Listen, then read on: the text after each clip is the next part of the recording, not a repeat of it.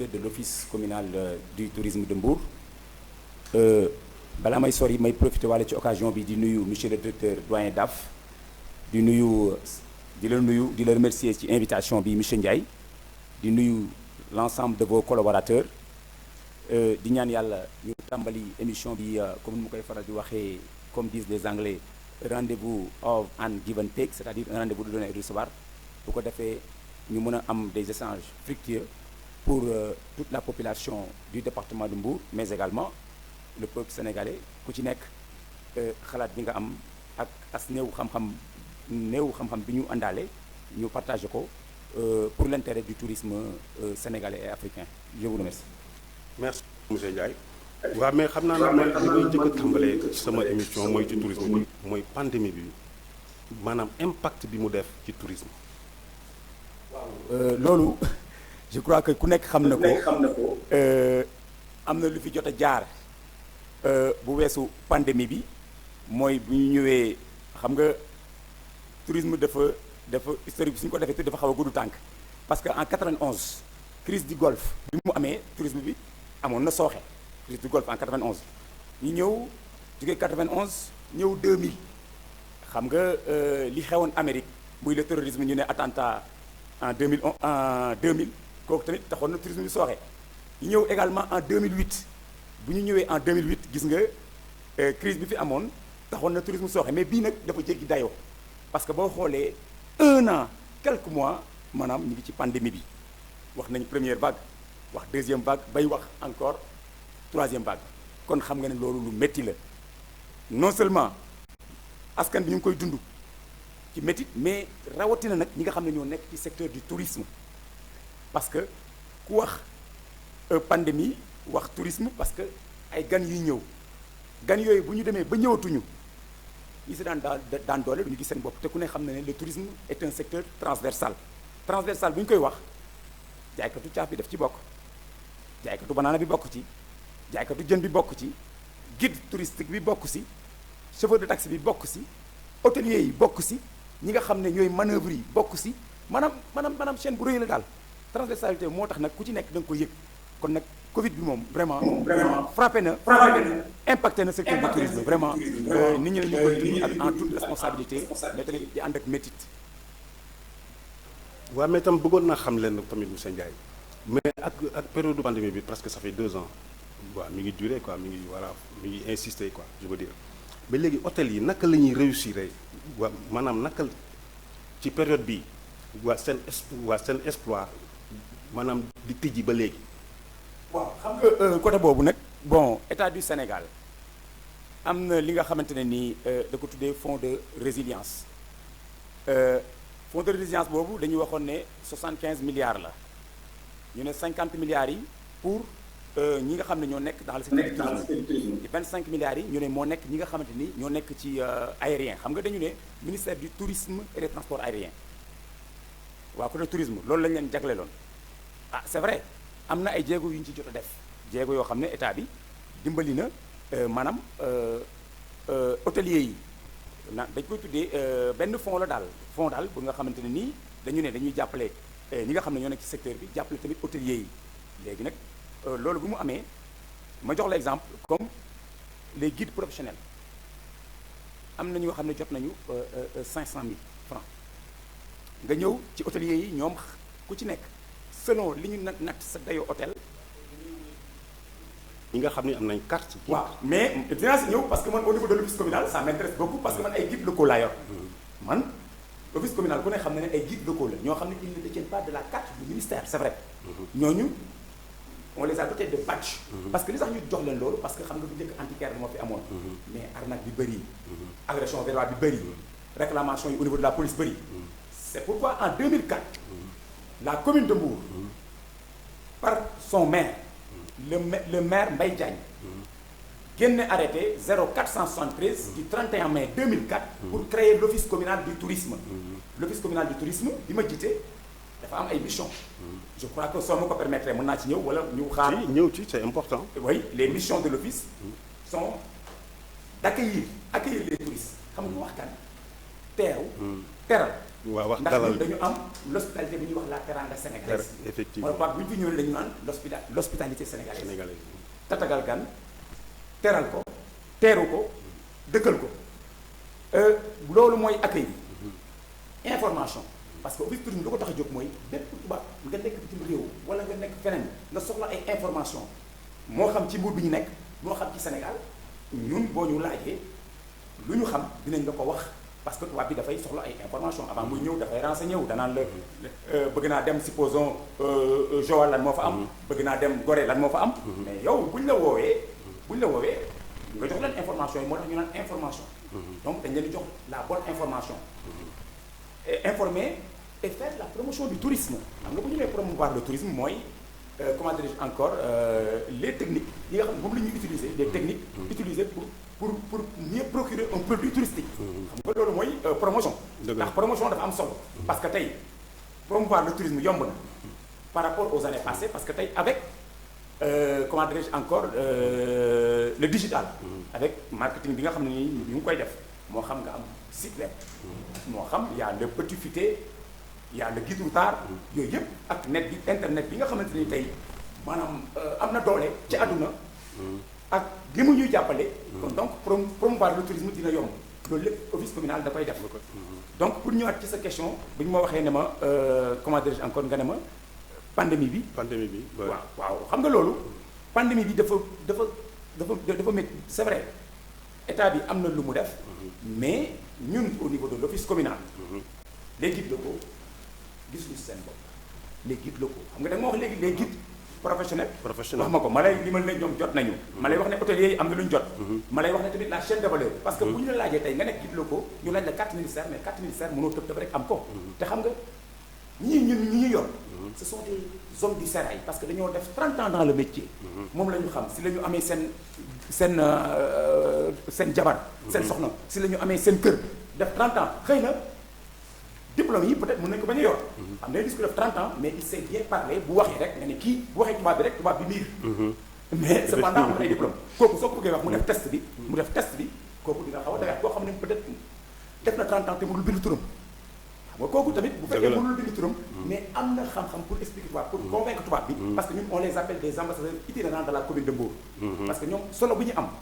mooy que bu tubaab bi ñëwee ñoom lay njëkk gis tubaab bi ñoom lay nekkal et que bu tubaab bi di dem ñoom lay àndal moo tax ñu naan ñoom dañu war a am une tête bien faite et bien pleine ils doivent être aptes à nous donner des informations aptes et utiles pour tubaab yi mën a kontaan parce que dañu ne la satisfaction de nos touristes non résidents constitue un passeport pour l'international parce que tubaab bu ñëw su kontaanee bu demee da ngay dégg lu mu lay wax balaa muy dem je m'en vais et je reviendrai non seulement je reviendrai mais je ferai revenir d'autres personnes moo tax ñu ne la satisfaction d'un touriste non résident constitue un passeport pour l'international donc foofu laay teg sama baaraam pour le moment waaw mais tam man li ma bëggoon wax par exemple naka la ñuy def waaw par exemple ba naka la ñuy def ba mën a promouvoir bon tout disons gars yi dañ koy wax quoi ci biti yi wala yooyu quoi mais tout ce qui est tourisme waa maanaam environnemental parce que je pense que tamit loolu c'est important oui parce que tey xam nga booy wax Sénégal rek ñu ne le tourisme balnéaire mooy plage parce que il faut le reconnaître nous avons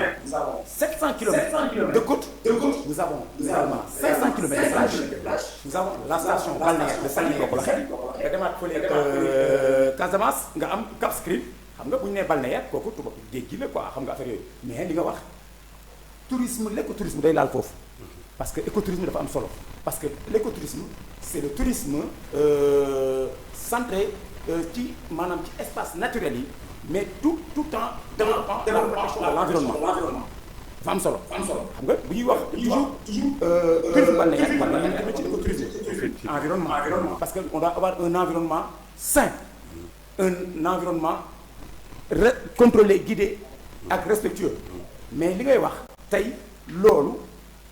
parce que boo xoolee dëkk yu mel ni Gambie rek laa lay jox exemple ñoom ils prennent une fois le mois da nga leen gis ñoom ñëpp dañ génn ñu ne dañuy assainir ñu ne dañuy nettoyer pour sàmm environnement bi ñii di maanaam nettoyer bale jiw ay garab ak yooyu xam nga loolu dafa am solo. c'est important. c'est important tubaab bi sax dañ la koy wax. tubaab bi dañ la naan ñun à bas âge quand on est à l'école ñoom bu ñu nekkee jardin wala petite section dañ leen di jàngal loolu. moo tax bu ñu ñëwee bu ñu gisee rek nga sànni dara rek ñoom dañ lay convaincre rapidement. mais le chez nous à bas âge dañuy jàngal ne que dañoo war a toppatoo environnement bi dañoo waruñoo sànni waruñoo def lii waruñoo def laa waruñoo def lële kon nag ñun pourquoi pas le Sénégal ñu jël exemple yooyu c'est extrêmement important. C'est extrêmement important. Donc bu ñu jógee ci écotourisme également le tourisme culturel. Tourisme culturel. C'est important. Parce que Mbour ku wax Mbour di nga ne Mbour une ville cosmopolite. Cosmopolite, effectivement. Cosmos, c'est un mot grec qui signifie monde. Politos, c'est-à-dire citoyen. Citoyen du monde. Kon cosmopolite, kon Mbour étant une ville cosmopolite, mënuñu wax Mbour te waxuñu tourisme culturel. Tourisme culturel. Parce que à Mbour il y a une diversité ethnique. Parce que tey boo demee Mbour Coose. Tu verras les Socé. nga dem Mbour Séeréer tu verras les Séeréer. nga dem Mbour Mbour tu verras Naar yi. nga dem Tefes ndaw rabin baa nga fa ak Tefes bi ak comment dirais-je Lébu yi. nga dem encore Mbour Joola nga dem Joola yaa nga fa. kon donc Mbour comme dafa nekk une ville cosmopolite pour développer tourisme culturel bi dafay yomb trop. xam nga on a le Kankourang parce que ñun tubaab bi ñu ngi oo ba léegi ne Kankourang kañ la Kankourang mais on n'est pas en mesure de les donner des réponses parce que xam nga nu muy demee parce que kenn xamul date bi parce que Mbour Kankourang boo nee Mbour Coose Mbour Kankourang nga wax jàmba doon n'est-ce pas léegi tubaab boobu nag comme xam na ko à chaque fois day fat bu date ba jotee day bëgg ñëw pour loolu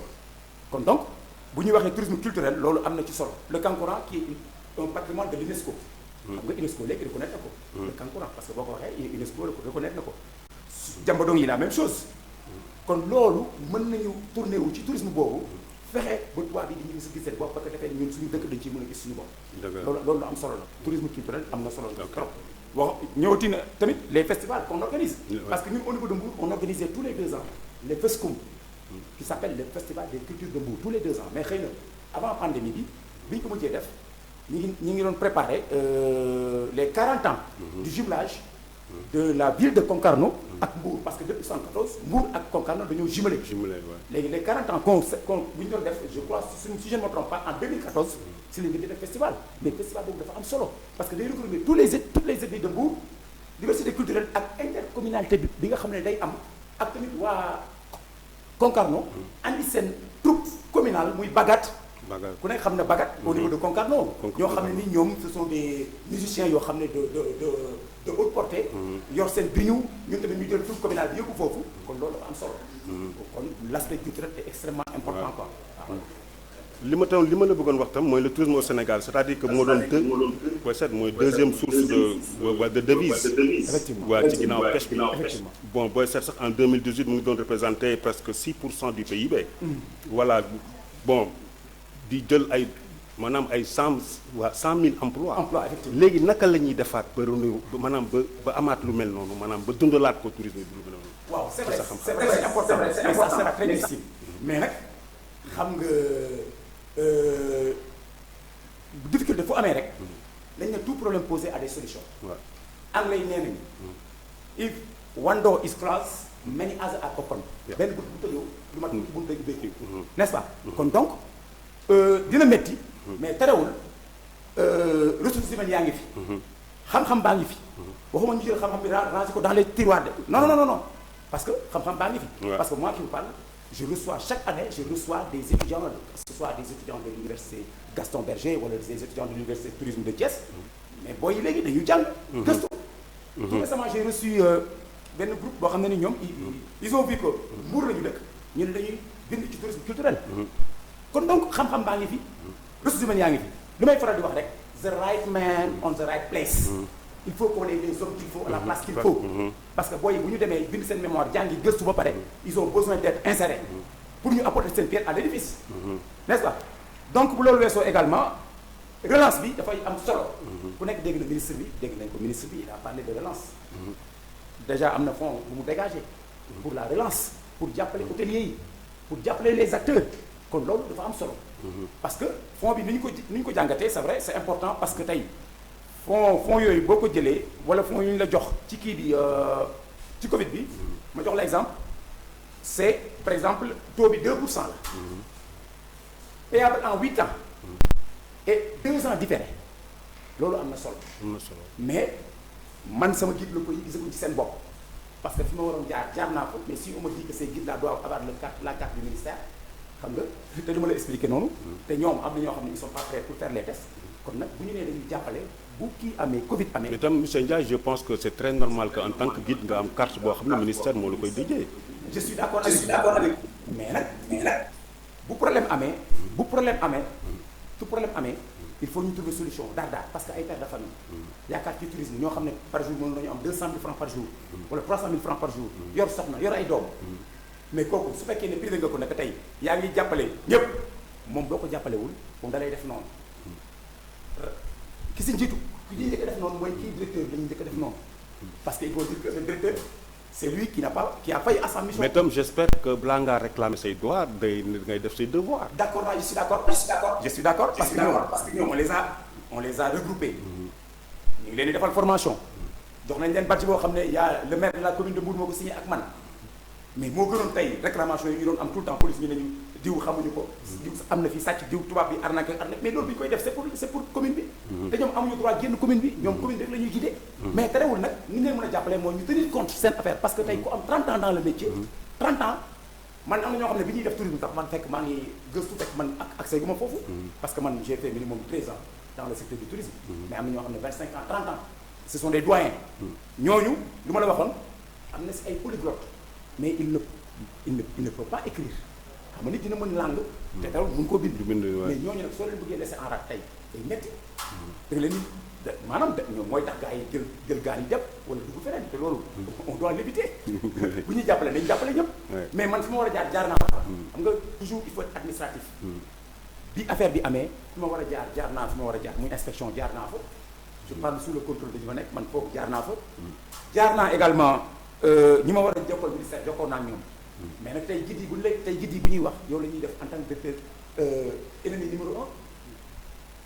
mais heureusement que la commune a appuyé commune bi mu appuyé mooy jox nañ leen ku nekk jox nañ la saaku 50 kilos ceeb jox nañ la 10 kilos pomme de terre 10 kilos soble jox nañ la également sucre. mais loolu est-ce que dina doy loolu ce n'est que des denrées yoo xam. waaw mais d'accord mais moo tane nen. waaw waay c'est clair mais bon xam nga tey nit ki bu nekkee ci difficulté. nit bu nekkee ci difficulté boo ñëwee sax jox ko benn kilo. xam nga nit la rek mën a doon nit bu nekkee ci difficulté tey nga jox ko benn kilo kooku xam na ne yow yaa ngi ñëw. yaa ngi koy appuyer mais tey on attendait le ministère guide la koy malgré que amuñu carte. te xam nga tey am na ñoo xam ne ci Covid bii. les PME TPE. man je suis le porte-parole des PME. TPE chaîne de valeur ñi nga xam ne ñu ndaw ñi la chaîne de valeur mooy jaaykatu caaf bi jaaykatu banaana bi mais ñooñu fu ñu amee mais guddi war nañu ko amee man lu ñu leen laaj je sais que loolu yomb na am parce que bu ñu la laajee tey registre de commerce ak NINEA man en tant que fi ma bokk compact c'est moi booy xool les 3/4 des dossiers man maa ko defar en plein Covid. je parle sous le contrôle du président en plein Covid bi ñu defee réunion wax chaîne de valeur taxawal structure boobu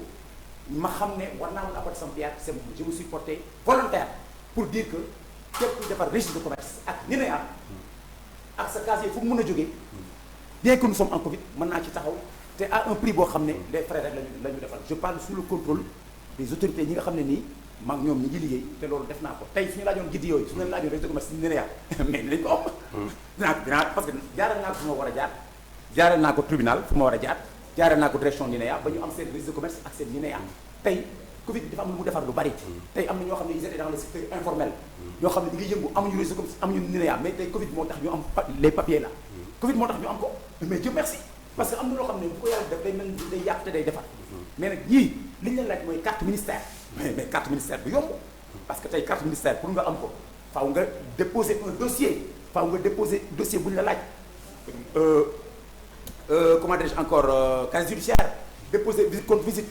extrait de naissance ak timbre bu 5000 ak tamit visite compte visite ak sa nit ñi dafa war a test mais sa waay ki nga xamante ne nii mais loolu c'est important waaw non d'accord naa test mën na am ñoom ils sont bien en oral parce que man je les ai fait des tests mais ils sont bien en la plupart ils sont bien en oral mais am na ñoo xam ne bu leen tegalee texte écrit bi ñu bind ouais c'est clair waaw mais nag dañuy xool nu ñu mën a def ba jàppale leen ndax bu ñu jàppale nañ jàppale ñëpp c'est vrai am na ay jéego yoo xam ne ministère def na ko ça il faut le reconnaître am na jéego mais nag man sama guide yi moom gisuñu seen bopp ba ni may waxee ak yow gisuñu seen bopp parce que bu ñu sañoon tey guide yi ñu fexe xool lu ñu leen yombalal ba ñu mën a bénéficier wu ci fonds Covid bi waaw parce que léegi rek tout à l'heure yaa ngi wax ci affaire sécurité touristique quoi. Oui. C'est-à-dire que waaw je me rappelle bu ma juumul sama xam-xam bu gàtt en 2018 bon defoon nañ je pense que IMOA loon ak organisation mondiale du tourisme. OMT oui. waaw je pense que defoon nañ benn atelier ci loolu pour rien que pour sécurité et la protection du tourisme. Effectivement. waaw mais loolu ba léegi nii fan lañ ci toll. ak c'est vrai c'est important bi nga wax c'est important parce que kii di tourisme di sécurité parce que gan buy ñëw on doit garantir sa sécurité parce que mooy tax tubaab boobu bu demee mën a wax ne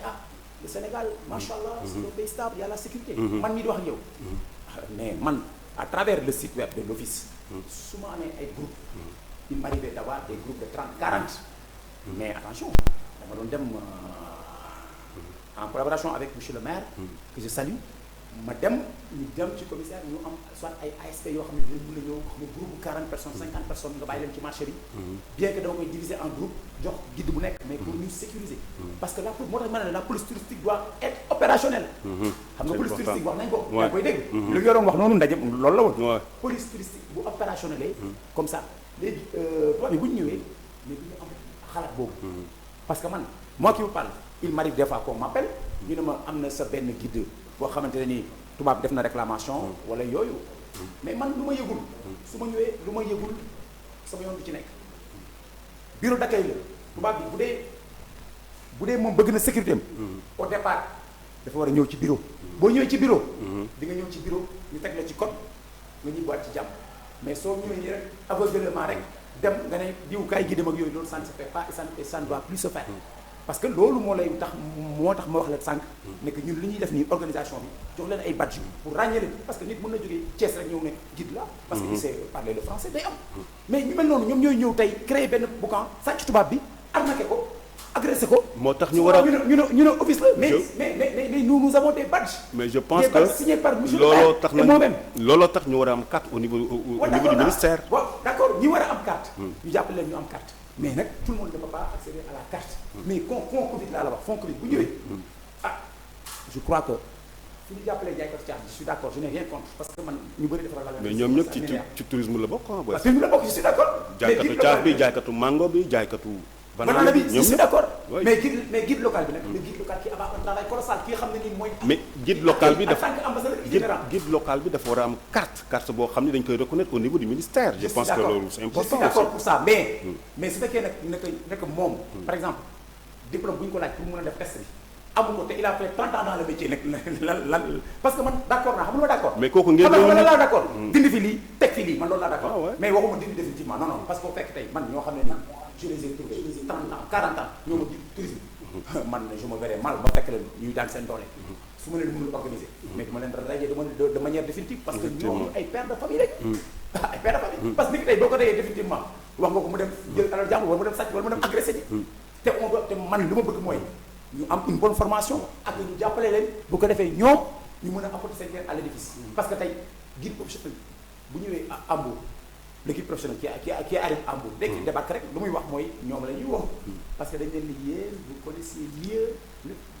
la zone le terrain que nous day guide professionnel bu ñëw taxaw na lay jox ma benn guide tey moom mu defal ma le port de pêche parce que les sites à visiter sont extrêmement importants dans la commune de Mbour wax la commune parce que nous avons quelque chose d'extraordinaire mooy l'arrivée des pêcheurs da ngay dégg tubaab bi di la ko wax di la bind message ne la mettre les pieds à Mbour sans faire le port de pêche c'est comme on dirait un fidèle chrétien qui va à Rome sans voir le pape parce que nous avons l'arrivée des pêcheurs l'arrivée des pêcheurs dafa am solo ba nga xam ne nii macha allah soo fa ñëwee nga gis nuy guidé tubaab bi fi ñu koy démarrer ak fi ñuy jeexalee rek tu diras que vraiment ñun lii rek mën na développer tourisme waaw parce que bu ñëwee tubaab bi bu ñëwee wan ko allée Concarneau bi wan ko tefes quartier des pirogues wan ko pirogue yi wax ko pirogue yi ñii ñaata jour la ñuy def ñii nii la ñuy napp wan ko tamit les crustacés wan ko tamit l'ancien ponton wan ko l'exposition des handicapés wan ko mu gis porteurs de caisse yi qui font des va-et-vient muy laajte nga naan ko ñii lox ñuy daw selon parce que chaque caisse bu ñu kii rek lañ leen di fay moo tax ñuy daw noonu yaa xam nga affaire c'est extraordinaire quoi mais c'est extraordinaire c'est extrêmement important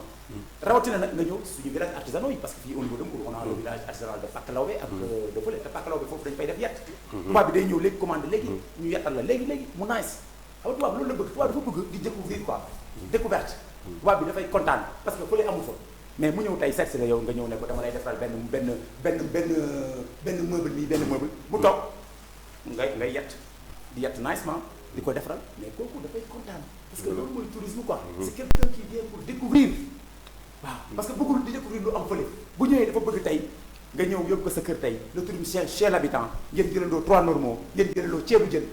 mais c'est important c'est important jigéen ñi tamit bëgg tamit bu ñëwee tey nga dugal ko marché wan ko ay cuuraay yi wax ko ni ça c'est pour faire les gazous la nuit affaire yooyu mu kontaan mu ree nga mu jël si cuuraay bi nga wan ko tamit ay yeneen ak yeneen xam nga loolu c'est important loolu dafa am solo réalité yooyu ñoom yooyu la ñu moo leen andi fii Sénégal. je pense que tam monsieur Ndiaye c'est-à-dire que li ñu am fii ci Petite Côte bi kenn dootu ko naatable man damay dem sax ba sori dem ci sud bi c'est-à-dire que au Cap Skirring am nañ côte yoo xam ni ñu moo gën a je veux dire que amul fenn ci waa booy seet en Afrique de l'Ouest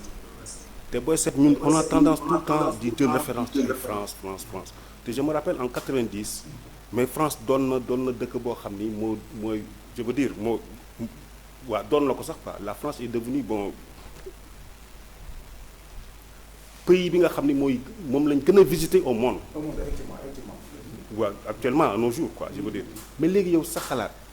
naka lañ mën a def ba relancer tourisme. waaw c'est vrai xam nga loolu dafay am mais tamit li ma la wax rek sànq sama njëlbeen wax nee naa la les ressources humaines sont là the right man on the right places. Comment dirais-je encore xam-xam baa ngi fi pas-pas baa ngi fi engagement baa ngi fi volonté baa ngi fi kon donc lu ci des mooy ñu appliquer ko tey bu ma jëlee tey Sénégal mais kenn naatablewul ne que fii destination bi c'est une destination de pointe tubaab bi day préférer bàyyi Sénégal dem Maroc wala Tunisie mais kooku c'est pas normal. mais est-ce que am na lu ko waral xam nga mooy lan mais la cherté des billets d'avion les taxes aéroportuaires loolu lépp bu chéré tubaab bi nga xam ne ni day ñëw pour dem vacances pour noppalu non il va préférer aller au Maroc en Tunisie. moo tax nag yooyu tant que mi ngi am. bon lu ñu bëgg a atteindre duñ ko mën a atteindre parce que j'ai vu qu'en 2019. il y a des arrivées 1,7 million de touristes au Sénégal. D'après le ministère du tourisme. En quelle année? En 2019. En 2019. waaw te ñoom seen option mooy d'ici 2023 2025 de recevoir 5 millions de touristes ñoom loolu lañ tracé 1,7 million de touristes en 2019 2020 ku ne xam na ne Covid bi xaw na jaxase affaire yi nous sommes en 2021. te ñoom dañu bëgg en 2023 jëm 2025 ñu atteindre 5 millions de touristes mais loolu liggéey la laaj. liggéey close. parce que loolu du ay rek boo gisee les actions speak louder than words. Actions speak louder than words parce que la théorie et l'antenne de la pratique mënuñu ko nekk di wax nii rek parce que il faut impérativement. liggéey la laaj mais est-ce que ci te liggéey boobu état def ci état de responsabilité mais également les acteurs ont des parts de responsabilité parce que état moo war a wàññi taxes yi jàppale acteurs yi comme ni muy def ni ay fonds de résilience fonds de relance ak yooyu acteurs yi mu ci gis seen bopp je crois que loolu bu ñu ko defee dina am solo. mais dama doon xalaat est-ce que offre bon par exemple comme yaa ngi koy wax léegi quoi tout ce qui est billet d'avion et tout. oui mais est-ce que offre boobu maanaam bu ñu ko relancer waatoon est-ce que du gën a yomb pour tourisme bi quoi par exemple. du gën a. waaw du gën a yomb pour tourisme bi. oui mais tubaab bi tamit léegi day calculer xam nga tubaab bu njëkk bu ma nee la ay temps au domaine de Nianing. domaine de Nianing temps ñu ngi nekk ay temps yi ndaw di jàng ñu dégg domaine de Nianing centre touristique. d'ailleurs man sax centre touristique boobu moo tax ma bëgg tourisme. ma centre touristique boobu. temps domaine de Nianing. parce que dama doon ànd ak suma papa. suma papa fi la nekkoon ci police Mbour doyen daaf xam na ko bu baax doyen de directeur xam na ko parce que il était homme de loi. adjudant chef de police Thierno Ndiaye. yàlla leen téye ñu. doyen daaf la woon. bu ñu àndee dañ doon dem centre touristique les week-ends. xam nga comme homme de loi la doo am jot les week-ends daf may téye si loxo en tant que tout temps ñu def sport foofu def sport comment dirais-je encore sangu géej ak yooyu quoi xam nga waaw mais man foofu laa bëggee tourisme léegi li nga wax léegi nga ne tourisme rappelle-moi nga dema loo ma waxte encore waaw tourisme aérien bi quoi c'est-à-dire que est-ce que buñ ko amélioré wartul waaw xam nga loolu temps yooyu le tourisme gën a dox parce que ñi am xaalis si tourisme foofu lañu ko amee mais ñi ngay gis tey ñu def 30 ans attention fa la ñu amee ay kër fa la ñu amee ay soxla de mais le tourisme bii tere na nag mais boobu moo gën dox boobu tubaab bi maanaam net bi demeewul woon noonu tubaab bi il ne se renseigne même pas mais tubaab bi léegi balaa mu ñëw il est renseigné il a toutes les informations parce que day toog portable man mii fu ma toog damay toog sama portable je connais tout ce qui se passe en France moom tamit noonu lay toogee si salon il connaît tout ce qui se passe xam prix bi lii la te bu njëkk loolu amul woon mais kooku nag tey day xool nu mu yombee moo koy arrangé comme Sénégalais bi di waxaalee nii dem marché di waxaalee di bëgg a jënd benn jën coof ñu ne ko coof bi 10 000 francs mu waxaale ba 5 000 tubaab bi tam noonu lay def man je reçois des touristes yoo xam ne quand tu viens je les connais ce sont des milliardaires yoo xam ne bu ñu ñëwee man xam naa bien avant ñu ñëw parce que selon conversation yu may amoon parce que bu yàgg ci tubaab da ngay xam mais dañ lay waxaale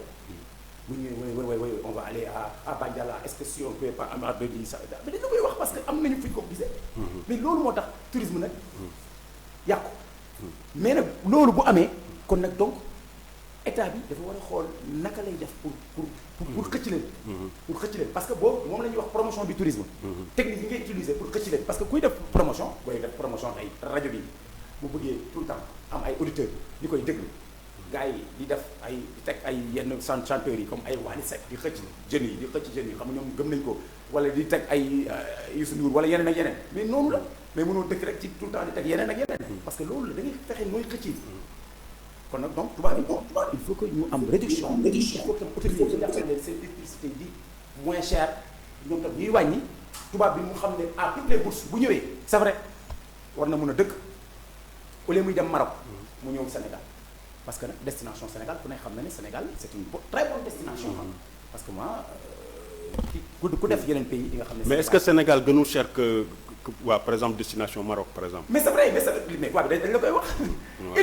ils vous disent que les billets d'avion sont chers ils vous disent également que yéen seen prix dafa cher avec yooyu dañ la koy wax carrément mais nag soo leen fexee wàññil leen ñoom dañuy ñëw parce que la ñuy dem Maroc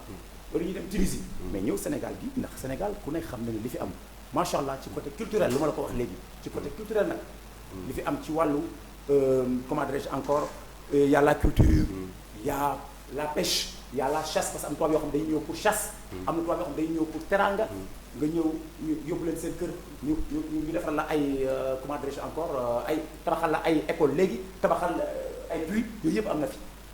la solidarité pourtant nag foofu laa doon jëm nii quoi dama doon science ni est-ce que waruñu adapté tamit ci tourisme découverte waaw c'est vrai tourisme découverte kooku kay c'est important parce que tubaab bi kii ñëw dafa bëgg a découvrir mais pour mu découvrir nag ñokkala ko ba faaw mu jaxasoo ak askan parce que moo tax ñun dañoo mettre l'accent au niveau de l'office sur la formule I un grand E un grand C les informations l'éducation et la communication parce que la communication elle est extrêmement importante parce que tey askan bi war nañu ñun di leen sensibiliser di wax leen ne waaw mais est-ce que tam population bi ñàkk ñu loolu cette communication bi nga wax nii là parce que je pense que population bi elles sont mal informées ci lu bëri nag par exemple supposons yow sa structure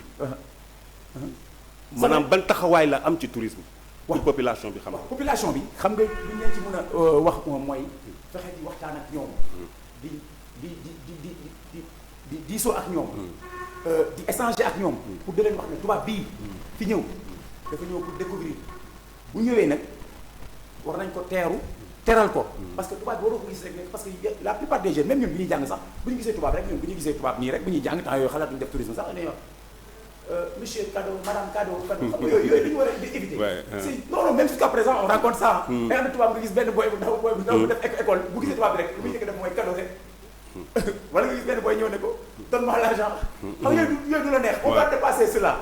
waaw tubaab bi nañ ko fexe conscientiser convaincre ko pour que ñu def ay action xam nga action c'est important très important def ay action comme def ay tabax ay école tabax ay defar ay teen et cetera parce que loolu moo am solo moo tax tubaab yi am na ñoo xam ne dañuy ñëw pour dëkk ak nit ñi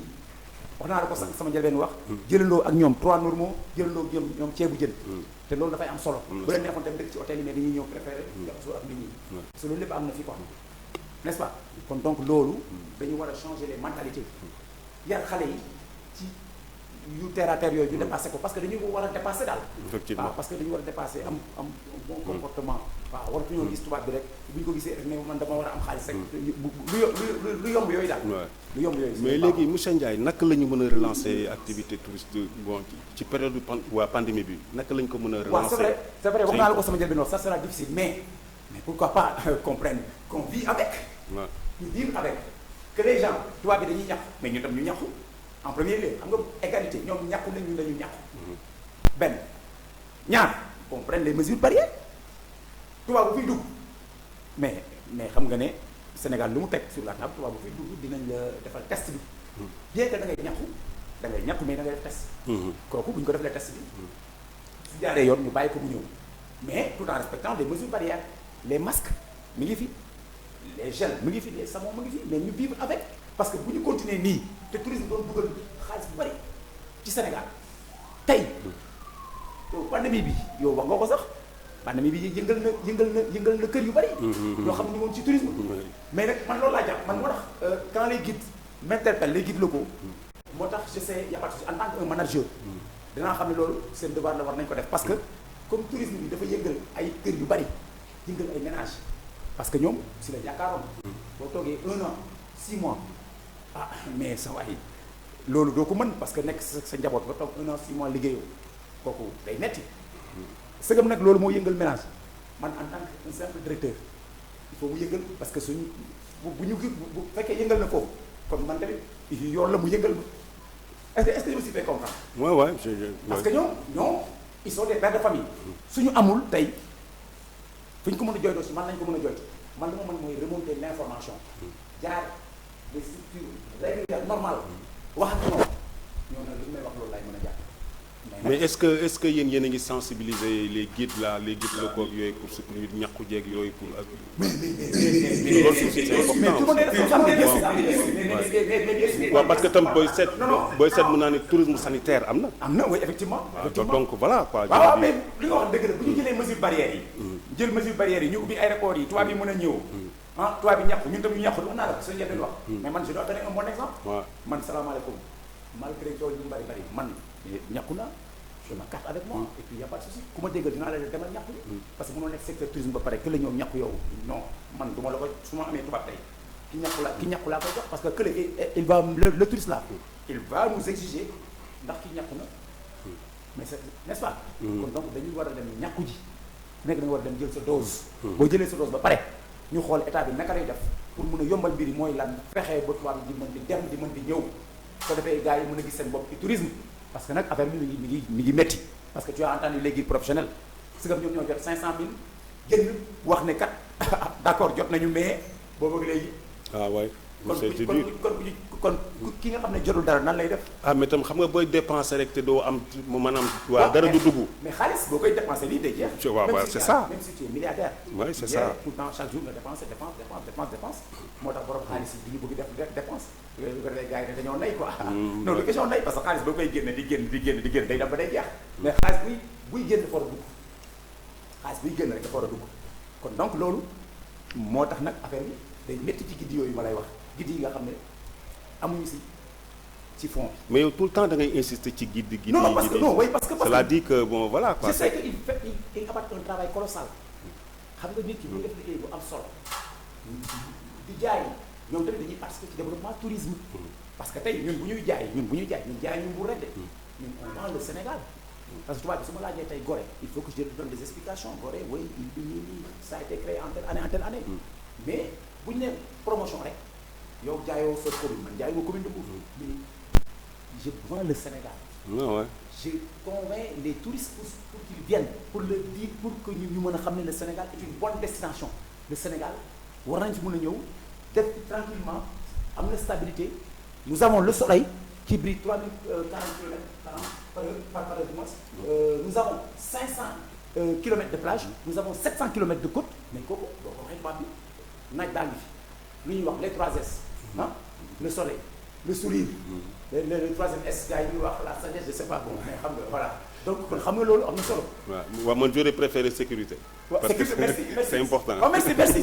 non non c'est da nga mën a gars yi di boobu troisième S bi. les gens dañu ko jox explication bu nekk. mais nag ku nekk yow bi nga joxe ba d'accord naa ci boo xam na la sécurité. c'est important. parce que moo tax ma ne la police touristique bi il faut qu'elle soit opérationnelle. certes la police abat un travail colossal wax la ko. parce que man bu amee ay dépendance ay guides yi da ko ne fii à Mbour la police sera le premier à m'appeler. waaw mais je pense que ni tamit yow waaw xam naa diw ñu ne ma lii la def. yow en tant que directeur agriculture bi nga géré je pense que dafay laaj communication ak sa guide yooyu ngay wax léegi les guides locaux là parce que affaire bi sensibilisation affaire bi bon déjà c'est dans la tête même éducation je pense que c'est d'abord la tête quoi c'est pas le fait de ñëw wax lii après gars yi dem def leneen kon c'est important agriculture mais moo tax ma bëggoon na laaj yow seen rapport sa structure ak ministère du tourisme lan la. waaw merci bon xam nga nous dépendons de la commune c'est vrai parce que la commune moo créé office communal wax naa la ko par un arrêté 0473 du 31 mai 2004. C'était pour organiser tourisme bi au niveau de la commune. wax naa la ko. mais ñun ministère. c'est vrai am na koo fi nekkal muy inspection régionale du tourisme. parce que ñun tey bu ñu bëggee soxla ministère dañu jaar ci inspection. moo tax bi Covid bi ñëwee balaa may dem kañ foofu la njëkk nga mënoo tëb da ngay jaar fi nga war a jaar boo jaaree chemin bi nga war a jaar. moom mooy remonté fële quoi. bon ñun lu ñu def mooy fexe ba participer ci développement Sénégal nu ñuy def tourisme bi nu muy soxali ko. kon donc relation yi mën a am rek mooy relation yoo xam ne nii on vient en appoint c'est la complémentarité ñun dañuy ñëw andi ay compléments parce que loolu tey ku ñëw di la jaayal Sénégal. mais mu ngi def waaram mu ngi béy waaram pour compléter. pour que tubaab bi mën a ñëw. ndax tubaab bi bu ñu ñëwee Mbour nekk ñu rek pour jaay lañ ñëwal de. mais ils sont venus également pour parce que ministère du tourisme.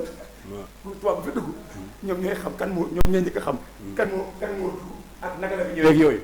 kon donc ñun liggéey bi ñuy def tamit ñun dañ leen di jàppale. c'est pourquoi ma ne ñu venons en appoint te xam nga office tourisme dafa am solo mais bu noo ko xam te génnoo Sénégal boo génnee Sénégal rek dëkk boo mën a dem di nga xam ne office du tourisme dafa am solo. office tourisme dafa am solo tubaab yi fii ñëw xam nañ ko moo tax information bi soxla rek dañ lay woo mais dans le site là tu vois da ngay ñëw nit wax la ne dama soxla information waaw dama soxla je information pense que monsieur Ndiaye temps bi ñu mayoon jeex na maa ngi lay gërëm di la sant ci ñëw bi nga ñëw ak éclaircissement yi nga def pour population bi. mais on n'a pas parlé du réseau africain waaw tu vois le temps gis nga le temps. waaw le temps est un peu imparti. waaw mën naa la bàyyi 5 minutes nga développé. waaw mais c'est vrai parce que xam nga le réseau yow wax nañ le réseau africain des professionnels du tourisme. parce que tey xam nga rek lu ma la wax ñi ngi xeex rek.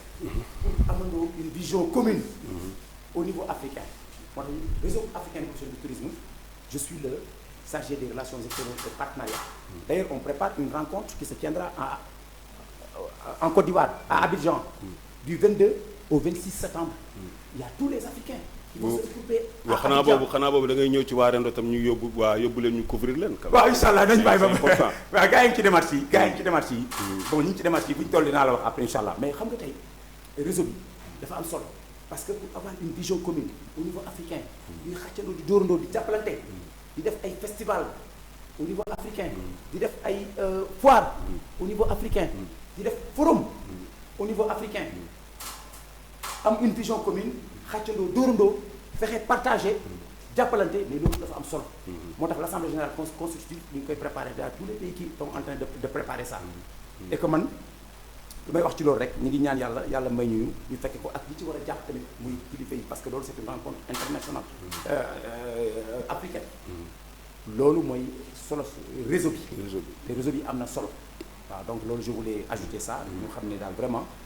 on se prépare. waaw yàlla baax na daal yàlla baax na. monsieur Ndiaye kon maa ngi lay gërëm di la sant ci ñëw bi nga ñëw ci invitation bi Rendo FM. waaw c'est vrai ñëpp waaw gërëm nañ la sant nañ la bu baax a baax. c'est vrai xëy na peut-être di la wax nga tàggoo. xëy na temps bi gàtt na mais sant yàlla parce que am na yeneen lu ñu bëggoon développé. mais noonu la ko yàlla dogalee parce que yoon yemul ci benn. waaw on aura le temps donc di remercier encore une fois le doyen Daf. suma papa doyen Daf. di nuyu ses collaborateurs yëpp. je connais Baboy ak ñi fi teew ñëpp. di la remercier encore une fois. di wax ne rek lii am na solo parce que on en a besoin. donc cette émission est venue à son heure. parce que ku wax Sénégal wax tourisme. ku wax Mbour wax tourisme. donc vraiment maa ngi leen di décerner yéen waa Rendo bi nga xam ne jóg ngeen. pour développer tourisme bi.